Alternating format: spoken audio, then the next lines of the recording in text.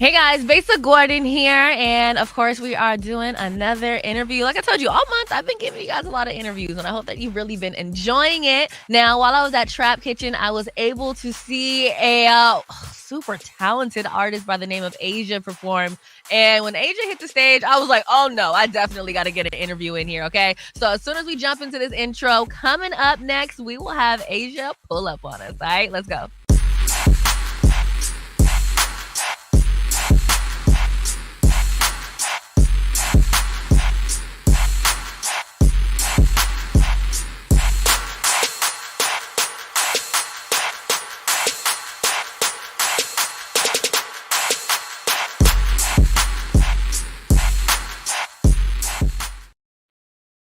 Alrighty. Hey Azjah, how are you doing? I'm good. How are you? Not bad, not bad. So, look, like I was saying, like as someone from Seattle, I just happened to be over in Portland for Trap Kitchen weekend. And when I was in the crowd, believe it or not, and this is how I knew I had to get up on that stage and like really check out your performance. I'm minding my business, trying to, get my little phone footage from my IG reel and my TikTok. And then they found out that you were coming on stage, right? And Uh-huh. these girls come from out of nowhere. One like knocks me in the shoulder, another one like barricades through the crowd. And they were like, oh my God, she's going on. I was like, okay, You're let like, me who is this? here. As soon as the music hit, everybody just instantly knew your music. They knew the vibe and they were just like on point. And I was like, okay, well let me make sure that was when like later on I went in the back. I was able to meet you. I was able to meet your manager LB. Because I was like, I need this contact info because obviously Asia is about to be fired at some point because everybody knew your music. That was the best part for me. That was my first show out there too, so that was the And best see, part. I heard that either you weren't going to go on stage or it was that you weren't going to do that many songs on stage because it was your first time coming. What? That's I what didn't they hear either or. that's what they Uh, was saying on stage, child. They was like, "Oh yeah, she wasn't even gonna perform when she was only gonna do a couple songs." oh, that's crazy. Oh, you know what? Probably because I got added onto the lineup late. Mm, mm. So that would make sense. Like I got added onto the lineup probably about like a month before the show or 3 weeks before the show. So like the So timing was kind of like it made it seem yeah, like the you got a timing little was small crazy, set. but yeah, I flew to Seattle and then I drove from Seattle to Portland the day before, make sure I was on time and Oh, everything. you drove from Seattle to Portland. Yeah, because we had a 3 hour layover and we was like, let's just go sightseeing. So, Yeah. my little brother, he's obsessed with like Twilight and all that. So we drove and we just started catching, different views and it was dope. I love it. Well, shoot, at least you didn't have to drive through this snow. I know you said you should have came up here, but Uh, this is not where you want to drive when it's snowing. People nah, I don't always want to talk drive through about this. it, but we got a lot of hills. We got a lot of people that aren't even from here, so Yeah. it's a mess on the streets right now. I never really been in snow, so I don't think I could really like Oh drive yeah, through because you're snow. in Cali, so like you guys don't get snow out there. So Yeah. it's like unless you Only travel, like in you get. like Big Bear, which is like an hour away, which I'm about to go out there. Like it's like 2 hours away. We get snow over there, like in the valley. I love it. Okay, you've never performed in Portland before, yet somehow, some way, all of them people knew your music. What did that feel like for you? Honestly, I was in a funk before I got to Portland, and after that, it was just like a confirmation for me to like keep going. Like I feel like my music could be bigger than me just being in the LA bubble. So Mhm. when they knew the words, I was like, okay, I'm ready to go hit, state after state after state. And it helped me work on my performance. Like I told my managers, I said, this time I want to talk to the crowd. I want to introduce myself. I want to make it feel more intimate. And we did that and they rocked out and I appreciate Dude, there was, like, parts where you barely even had to sing the music, like, they knew it. Like, even, Curtis Delgado, who was with me from Converge, he was like, "Dude, I heard that song where it's like, my name," and he was like I was like, "Wait a minute." it. I guess he Right. heard it during, like, the sound check and dropped everything and was like, "Whoa." Yeah, because I think a lot of people know the song, but they don't know the girl behind the song. You Mhm. get what I'm saying? Because the song blew up out of my control. So when it Now was did it blow blowing up up on and TikTok or no, it just didn't in blow up general? on TikTok. It just blew up like in general. This is before TikTok. And I feel like at the time, I didn't know how to deal with that. I didn't know that I was supposed to go put a radio campaign behind that. So you get what I'm saying? It just blew Mhm. up like on its own. So uh like we did our video, we did the remix with Shorty and Kaylin, and that was around the time I was able to take control of that song. Like, okay, this song is actually blowing up. Let me Yeah. do this remix. Let me do this. And now it's like a whole vibe. Like you like there people are like, I heard the beat and I knew what it was. Yeah, they every show I do, like I swear they literally hear that which is in the beat, and then they know what song it is. And that's the They already craziest know part what's to me. up. Yeah, so now I'm just working on getting them to know like my other songs as well, which I feel I did that in Portland. It was important for me to introduce the songs to them. Now, what's your favorite part about like interacting with your fans? Because would you say that like all of your fans are like the Portland ones? Because I'm not gonna front. As someone that's from Seattle, I go to Portland and I feel like the Portland vibe is different than our Seattle vibe. Okay, okay. Like the people out in Portland, like, they're like so much more personable, but they're like so chill. Like, I love your music. I'm a fan of you, and I'm gonna let you know that I'm a fan of you, but I'm not gonna try to like pull you into the crowd. Somebody Although tried to you did pull me almost in. get pulled into the crowd. This guy, I was holding his hand and he wouldn't let go, and I was just like, all right. Like you got But ambushed from the stage. not yet, and it just man, I'm still on the high from that. But I feel like my fan base is definitely like I feel like my top 10 states or whatever would be like Portland. And then I see like in my when I look on Apple and I see like my top, I think it's top 5. Seattle is always bumping in and out of that. I Mm, haven't did a show in Seattle yet, but I know I feel like when I do a show in Seattle, I feel like I'll be able to pull in a good crowd. You know. yeah. Seattle's one of those cities where it's like you don't really know who's listening to what, and then an artist will come, and I'm like, "You're here too." You know what I mean? All of a sudden, it's packed out. It's crazy. Like It's a Seattle, vibe. a big gumbo pot. You don't really know what you're gonna get over here. You know what I No mean? Crab facts, legs, facts. chicken leg. I don't know. There's a lot of stuff going on here. So, okay, they call you the Princess of Compton. Oh yeah. How did you actually get into music to where you're even being called the Princess of Compton now? It started out in like the area I grew up in, which was the Remington Arms, is these apartments in Compton, and they started calling me like the Princess of the Arms because I always been like everybody like little sister. Mhm. I always been with the boys. I always been a tomboy, just hanging around. So when I started doing music, my brother had went to jail, and when he went to jail, I made a song called "The Warm Up," which like I kind of reflected on me and his relationship, and like it was like more of a storytelling song, and it blew up like in my area where I was in Compton, like that specific area. And I was like, "Oh man, you could be something. You the princess of the arms right now." So then when I came with "Time for It," which was like my second real song, uh, they when I came with "Time for It," my second real song, they started calling me the Princess of Compton. Now, do you feel like there's a lot of pressure having that title, or do you just feel like, "Man, this is just my life, it fits?" Um, it was pressure only because of how I look. Like people, and also like the other female rappers. Oh, sorry. Oh, it's fine. The other female rappers, I feel like when people heard Princess of Compton, people kind of took it as like a cocky thing or like a, oh, you think you know what I'm saying? Like, oh, Mhm, I'm the queen of Compton, And for me, mhm, it was never like that. It was more so about like, let these people know, look, I'm from Compton. Like that's why I took the princess part. I didn't go, oh, I'm the queen of Compton or anything like that. I'm over everybody. It was just more so like it was given to me and I rocked with it to let people know this is an identity for me. And mhm. then on top of that, I give back to my community a lot.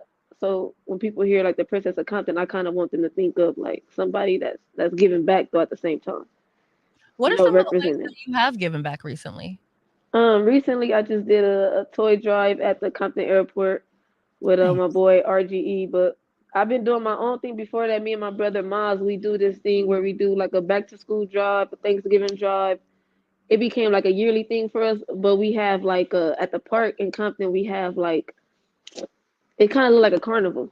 Mm. Like it's jumpers, but it's a basketball jumper. We had the basketball players from Houston, Texas come. The Houston Rockets come. Like three of them come and meet some of the kids, and then we got some footballs from the Raiders signed. It was giving it out. We give out bikes. I just like to have the kids know that somebody is coming back, and like I was your age before. I wish somebody would have did this for us. even though my parents took care of us, but it's like, when you have somebody that's supposed to be a celebrity and they come and they visit you often and they giving It back to hits you, it, different. it feels like it hit here. So I don't know. I just always had a thing for the community, even like with the homeless. Like I always had a thing for that. I love that. And it's like I feel like people in the community, it's one thing for you to be a celebrity in your city, but it's another thing for you to be a celebrity who also give back to the community and they feel that. You know what I mean? Like that Yeah, just creates longevity and trust within your community rather than just like, oh yeah, I have a lot of followers and I'm popular. See you at the yeah, concert. yeah. I just get confused, because people now I feel like some people do it just for the look, Mm. and I don't want that to get confused. So that's why I try to make sure I stay consistent. But honestly, when the pandemic hit, I feel like we took our break, but we back. I got another toy drive coming up in Compton. I got two toy drives in December, so make sure y'all keep an eye out for that too. Oh, nice. Okay. So let me ask you this. How did you get into acting? Because I seen that you did something with Nick Cannon on Netflix. Yeah, I didn't get into acting with Nick Cannon, but we did. I did the soundtrack for his movie She Ball. Oh, nice. Okay. Yeah, but me and my team been talking about getting me an acting coach because me, I'm like how Ice Cube was when he was writing Friday. Like I write my videos and I like to have like a storyline. So we looking at it like let's start doing short films. Let's start getting into the acting bag. I love that. Would you ever do like a full-on visual album since you already do that? Oh yeah, I had ideas of doing like a coloring book or a short film for Miss Calls Volume 2. We working on a short film for that now, but I definitely want to do like every song makes sense to this short Yeah. film. Yeah, Kind of like I've yet to see someone do like another version of what Beyonce does outside of R&B. You know what I mean? yeah, yeah. I And I get feel you. like that would be so fire. Like when you just add those visuals to it, especially someone like yourself, you already know how to do it. Like Yeah, options are endless. no facts. You got. It's all about what's in here, the creativity. So if you had anyone that you really wanted to work with right now, who would it be? Right now, I really want to work with Jasmine Sullivan. Ooh. Like I really, really want to work with Jasmine Sullivan. Like she is just amazing. Like the voice and as far as rap, who would I say? I think Lil Baby. Yeah. Lil Baby. I want to do something with Lil Baby. Like I want to do some of his hooks. And who else? Who else? It's one more that I always think about. Right now, for the West Coast, I want to work with Savi Third. Okay, that would be Yeah, lit. yeah. I like the stuff he be talking about. So let me ask you this: where does Asia get her style from? Probably my dad and my mom, both of them. My dad always been the fly guy. Yeah. Always he always got cars and like turned them out. PS4, like PS2 in the car, stuff like that. So we always had a reputation of just doing stuff. Like my dad is the type to go buy dirt bikes for all the kids in Mhm. our area. So Oh I wow. kind of get my flyness from that. Not drip wise, but just like up here how I think. But Yeah. drip wise, my little brother. What? My little brother, like I never met a kid like him. Like he is so into like putting stuff to, like he be like, no, you can't wear that. He's obsessed with clothes. Like he got all the designer shoes and the shirts. He just it's different. And he only 15. I freaking love it. This new generation, like they're a whole They different vibe of crazy. their own. Like I don't know what happened to my generation, but this generation is real free. I'll say that I much. couldn't imagine going to high school in this generation, like for I real. don't my generation, it was hard enough to make sure that we had all the Vans and Jordans. I don't know Yeah. what they're doing with all these Balenciaga bags at age What? 14 and He having to took have my Louis Louis Vuitton Vuitton bag. bags. He took my Louis Louis Vuitton bag and wore it to school because he spilled some stuff in his bag, so I let him wear it. But now he won't give it back. I'm like, okay, he too dripped down. There was He this too one girl dripped. on, TikTok that was talking about how her little sister and how in school she's like, "I don't know how you guys do it. Like, you guys have to have this. And if you don't have that, you have to have, like, 12 Teflar bags." She goes, "Why does my little sister at the age of 15 have a bigger and more expensive Louis Vuitton bag than me?" She was Facts, like, baby. "Where did this little girl get this money?" She goes, "I know she didn't buy it." And don't have no job, but just be having it. I But be don't know. dripped out from head to toe. Yeah, we spoiled them. I feel like we just so family oriented and we try to stay together. So anything he need, we all make sure he get it. But it's like, Yeah. now you flyer than me. How that works? Come on. How that work? He's like, "Look, it's not mad at me. Don't be mad at me because I know how to put it all together, okay? I know how to I make said it put it work." on. Now, okay, when you go in the studio, like, what do you need to get you in the right mindset? Or do you write before you get there? I used to write before I get there. I'm actually getting back into that, but I got the studio at my crib now, so I record here. But before, what I would look for is just peace. Like I'm not the type that I can't have a lot of people in there. Sometimes I can if we doing some turned up or like I'm just chilling.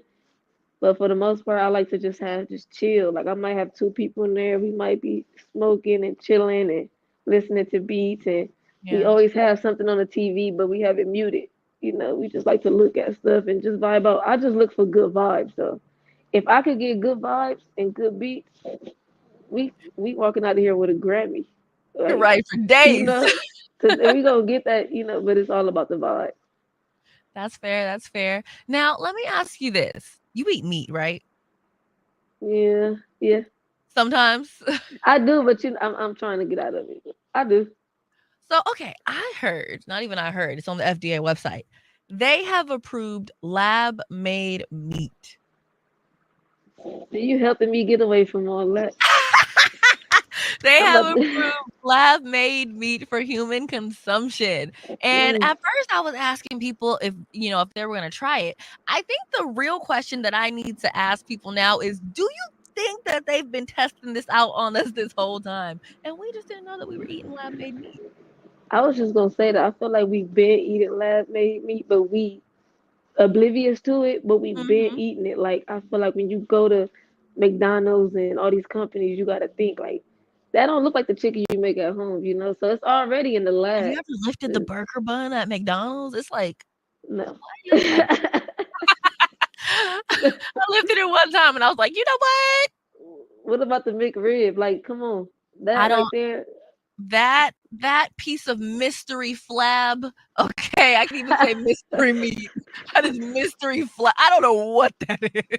But you gotta see they. I feel like they just putting everything in our face now. Like, I know you seen the eggs, how they make an egg, but it's not really from a chicken. Have you seen that? No. Oh, I gotta send that to you when we get up here. I'm gonna send it to you. It's an egg, and it's not. It's man-made, a man-made egg, but it ends up growing, and it looked like excuse my language. It looked like a cracked out chicken. Like you, know, you never You seen know it. what? Yeah, I'm about to look into that. But then they also apparently they'll take meat scraps and put it together with what's called like meat glue. It's like a powder that they mix it up with. And then like they can put together a whole like filet, mignon or whatever you call it, and you wouldn't even know that it was that it was See, like packed together like that. And I seen like these guys like they tried it, they cooked it up. You look at it, it looks the same. Then like you cook it, you cut it up and it looks the same, but it's like it's not. But see, but that's why I'm trying to get into more eating like cause I feel like I could go without meat, cause I could eat cheese pizza, I could eat like the like stuff minus the meat. Thanksgiving, I could not eat the meat, I could eat the sides, like that's me. mhm, But I feel like I love fried chicken, I love hot wings too much, and steak. But so you got people that do the mushrooms, right? Where they make the yeah. mushrooms look like steak.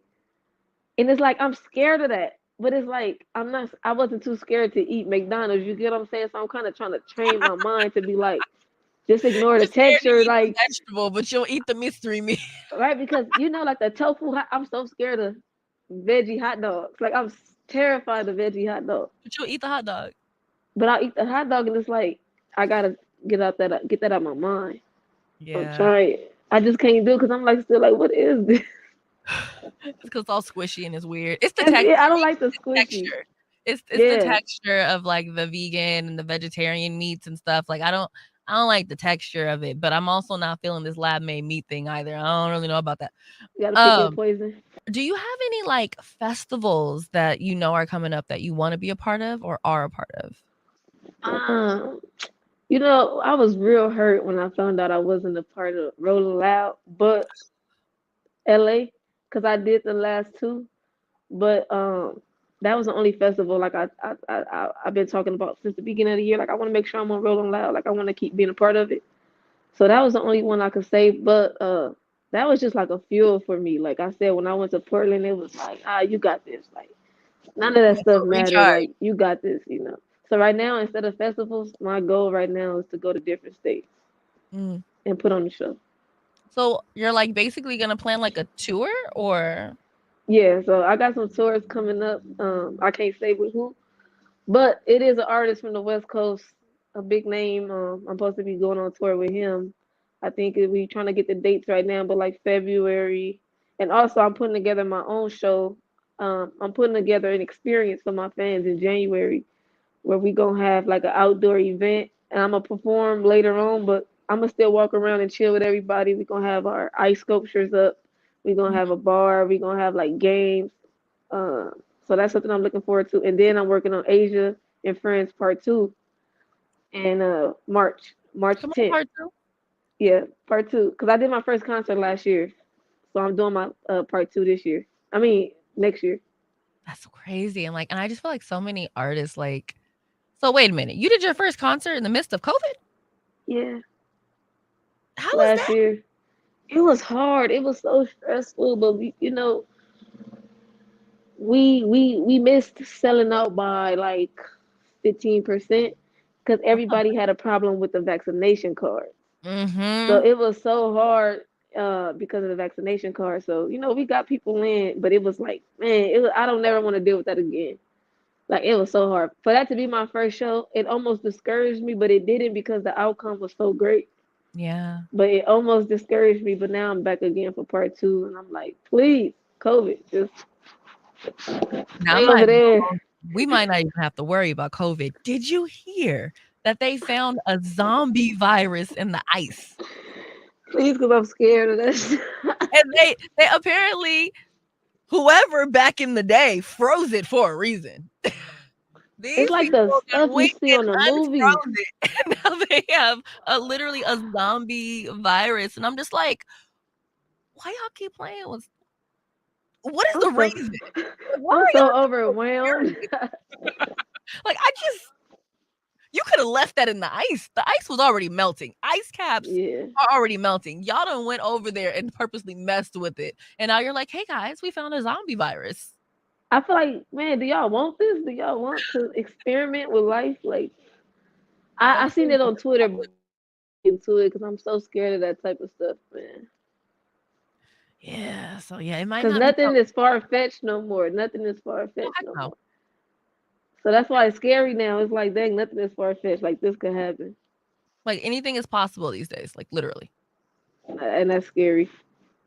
So we're gonna do something I like to call not 9 random, 6 randoms with Besa. Uh-huh.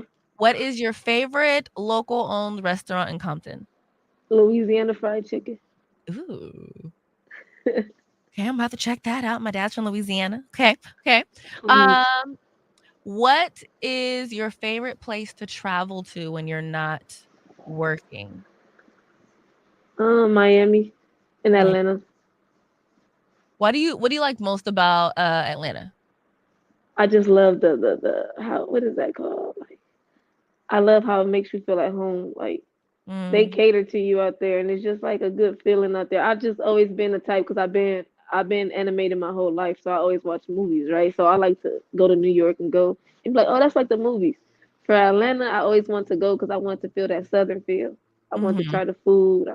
And when I went, we stayed in Marietta, so we had like this big old house. I had my family in there.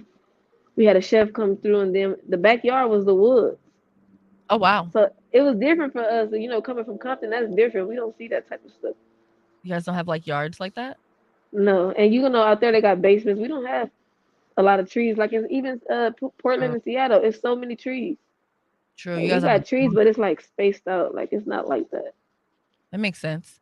Okay, if you could do any other genre of music, what would it be? Aside from like hip hop and R&B, Mhm. pop, and honestly, I feel like I could do country. Like I can't sound country, but I could connect with a country artist because they You be like a talking little Nas X vibe, you know? they be talking that stuff. They talk about heartbreak. They talk about the real stuff. It's just different from what we used to. But yeah, Okay. Nas or Jay-Z? That's hard because I'm a huge. I miss with Nas too. Um, I'm gonna have to go with Jay Z. I love Nas too. Like I love Nas, but Jay Z. Um, I feel like come on, Jay Z. You know he on a different status. Like he separated himself from music in a way, and he did it late. Mhm. So he give hope to people that later in the age and still want to do stuff. Everybody say, "Oh, look what Jay Z did." You got to think about that. He's just a different ball game for me. That's true. Yeah. One misconception of Compton. Um, I want to say the gang banging and stuff, but it is true, to a certain extent. Like I feel like some people I met people that be like, "Oh, you're from Compton," and I'm scared to go there, and it's like I'm never, I'm immune to it, so I don't know what you see. Not your The experience. violence is everywhere, but I feel like Compton people compare it to LA and it's so different because Compton is more like the southern to me. Like when I Really? go to Atlanta, we be like, oh, this reminds us of Compton because Compton, you gonna see like horses walking around. You gonna see the chickens. You gonna see the roosters, and you gonna see like the little mini mart, and it's just filled. You know, if that I'm makes sense. down there. I didn't expect you to say the horses. That Yeah, that's a lot. We grew up with horses. Horses walking wow. around. You see horses all day. People riding the horses though. Oh, Yeah. yeah, I'll have to come down there and check it out. It's I a lot of definitely farms haven't and been it's there a yet. lot of farms in Compton. A lot of farms in Compton. Really? Yeah. Okay. And then what would Asia tell her 13-year-old self? Oh, I would have gave myself a kickstart of what I wanted to do in my life. Like, Mhm. listen, I would have put a plan together because all my life I was into everything. Like I'm one of them kids that was like, oh, I want to play football, I'll go play and then stop. Or I want to do this and I'll stop. I want to play baseball. Like I always did that. So I always was like a lost or late bloomer. I would tell myself to turn my poetry and stuff writing into music early on. I love that. Okay, well, shoot. I want to thank you for talking with me. LB said that you had a really, really late studio session last night. So I'm happy that you were able to make some time to chat with me. Dude, when you come back to Seattle or whenever you go to Portland, you need to let me know so I can pull up. Yeah, Okay. and put me on some Portland food is spots. 2.5 hours away. Do you like Thai food? Yeah, I love Thai food. So there's a spot in Portland called Peacock Thai. Thank me later. I got you. I'm a TikToker. Let me tell you something. I like spicy Thai food, but I ordered it without spice and it was still fire. And I was like, Is hit it. All right. okay, I see you, Portland, with the Thai food. So yeah, that is my Portland recommendation for food. For sure. But yo, what do you have coming up next, real quick? I'm about to drop a fire song. You're gonna be the first to know. I'm gonna drop a fire song with Blue Bucks Clan. That's gonna be my next single coming out. I got another tape coming, but just stay tuned. I'm working. I'm working on some new content that's gonna be consistent for the fans to get an insight of what we do every day. And that's really it right now. I'm already in 2023 right now.